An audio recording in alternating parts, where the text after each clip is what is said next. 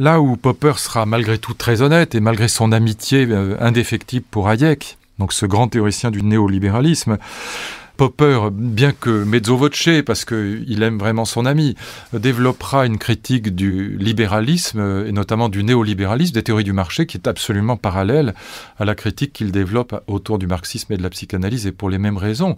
Parce qu'il montrera que les théories de la main invisible, les théories du marché, les théories de l'harmonie parfaite, tout va bien, c'est la théodicée de Leibniz, on avait vu ça à propos des grandes théories libérales déjà, eh bien que ces théories du marché, selon lesquelles le marché est un système de l'harmonie préétablie, le meilleur système en ce sens qu'il absorbe les crises en permanence, il est le meilleur système si on le laisse libre d'allocation des richesses, surtout si l'État n'intervient pas, eh bien ce que Popper dira, c'est que ces théories du marché, ces théories de la ruse de la raison, ces théories de la main invisible, sont elles aussi des théories non falsifiables. Au fond, le néolibéralisme est tout aussi infalsifiable que le marxisme, et par conséquent, l'utopie néolibérale, comme l'utopie marxiste, n'a pas un caractère scientifique, et il renverra au fond dos à dos, même si, bien sûr, il est conscient que le stalinisme fait plus de morts que le néolibéralisme, qui d'ailleurs ne s'incarne à peu près nulle part, même pas aux États-Unis, mais néanmoins, il a conscience du fait que c'est pas la même violence, qu'on n'a pas l'équivalent de Staline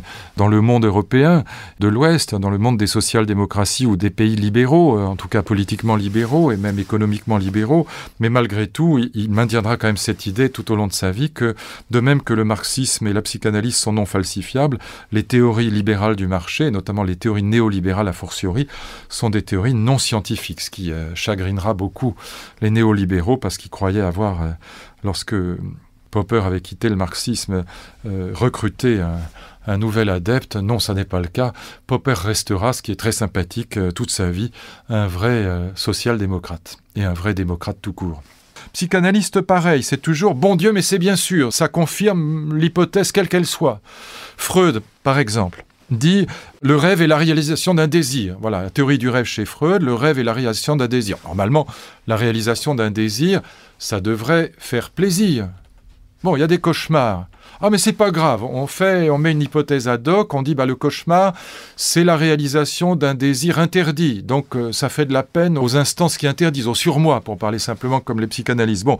Et donc, dans les deux cas de figure, dit Popper, c'est pas que la théorie freudienne est fausse. J'en sais rien que si elle est fausse. D'ailleurs, personne ne peut dire qu'elle est fausse, puisqu'elle est non réfutable. Que le rêve soit agréable ou qu'il soit désagréable, dans les deux cas de figure, le psychanalyste peut dire « bon Dieu, mais c'est bien sûr, ma théorie est juste ». Voilà. Mais elle pêche non pas par excès de réfutabilité, ou parce qu'elle serait fausse, mais elle pêche par le fait que personne ne peut démontrer que c'est faux. On a le bec cloué, si je puis dire.